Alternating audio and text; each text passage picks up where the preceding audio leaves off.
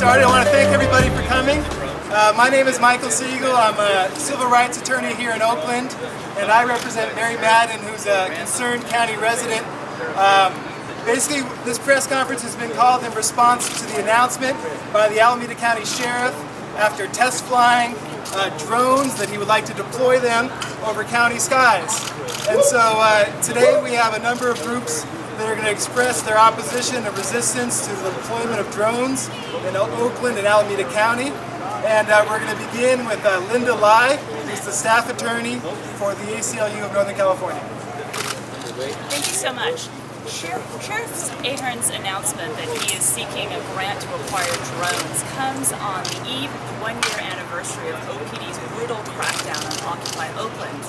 This is highly significant because one of the critical lessons from last fall's tragic, brutal crackdown is that when law enforcement has powerful and dangerous tools in its arsenal, it will use them. This requires that we ask the basic and fundamental question before the sheriff unilaterally proceeds: are drones in our community really necessary? And that question needs to be debated through a transparent and democratic process. If after that process plays out and the decision is made to proceed, we still need to answer many questions about safeguards and accountability and enforcement mechanisms to make sure that drones are not used for warrantless mass surveillance. The ACLU has submitted a Public Records Act request to demand that the sheriff's response to some of these critical questions. Where law enforcement is threatening to use powerful new tools of electronic surveillance that invade our privacy rights, the public demands transparency and accountability to make sure that these tools are not abused. Thank you. Thank you very much. Our next speaker is Rachel Herzing with Critical Resistance. Hi, good morning. My name is Rachel Herzing. I'm with Critical Resistance, and I'm here to oppose the sheriff's proposal to implement the use of drones in law enforcement in Alameda County. And our approach really is to say we're concerned about the increased cooperation between military and law enforcement. We see an increase in the militarization of policing, and it's really, really difficult when you imagine seeing in the sky a tool that is used to make war in Pakistan or Afghanistan or Iraq flying overhead to not understand at some level that the county is making war on you.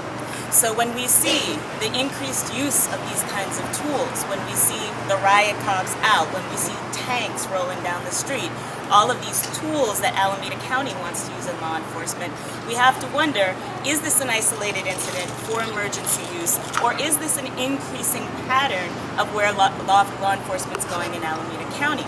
And we want to say, let's really put the pause on that and think about what this pattern indicates. The sheriff has said if he puts this plan into place, it will be for emergency and proactive policing uses only. I think we also know that historically, when those kinds of tactics or policies have been put into place, such as SWAT, for instance, it becomes highly integrated into that day-to-day policing that we see around us. So for instance, now SWAT teams are used to do everything from traffic stops to deliver warrants, not emergency. I'm also very concerned about what proactive policing means. I think we haven't seen at all any indication that that won't mean regular surveillance overhead. So I think we need to ask some really serious questions of the county. Are we looking at additional quick fixes or band-aids that are meant to obscure really, really deep wounds that we know can only be healed through stable employment, stable housing, meaningful education, access to health care, mental health care, good food, those kinds of things that the residents of this county have said over and over and over are what really make us safe and secure. So we really are concerned about the proposal today, and we definitely Yeah, it's Rachel, it's R-A-C-H-E-L, and the last name is Herzing, H-E-R-Z-I-N-G, with Critical Resistance. And our next speaker is Trevor Tim from the Electronic Frontier Foundation. Thanks. So for the past few years, we've seen privacy attacked from many angles by law enforcement, whether it's our emails or our cell phone information or location information that's given out by our cell phone as well. And drones are the next step in this kind of turn of events. And we want to make sure that privacy safeguards and transparency guidelines are in place before these drones ever get used by law enforcement. These drones have unprecedented privacy consequences for regular citizens. They can fly for hours at a time. They have high-definition cameras attached that also have infrared, could have heat sensors. Actually, even the Congressional Research Service report even suggested that they may be able to see through walls in the next couple of years. And there are no rules in place for how they're used. We want to make sure that police get a warrant anytime that these drones are used, and we want to make sure that they're deleting video footage and data if they're not going to use it, and they're not sharing this data with other agencies. The sheriff from Alameda County talked about how he was only going to use these in emergency situations. Well, in the next breath, he talks about how he's going to use them to spy on marijuana growers, which is not exactly an emergency.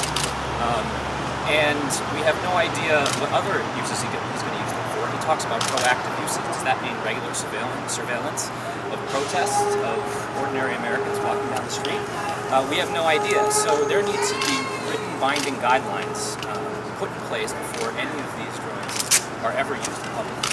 Thank you. Trevor, can you spell your last name? Yeah, Tim, T-I-M-M. And that's the end of our formal presentation. As you can see, some of us are against drones completely. Some of us are against warrantless use of drones. All of us here are available to speak with you directly. Thank you very much for covering this event.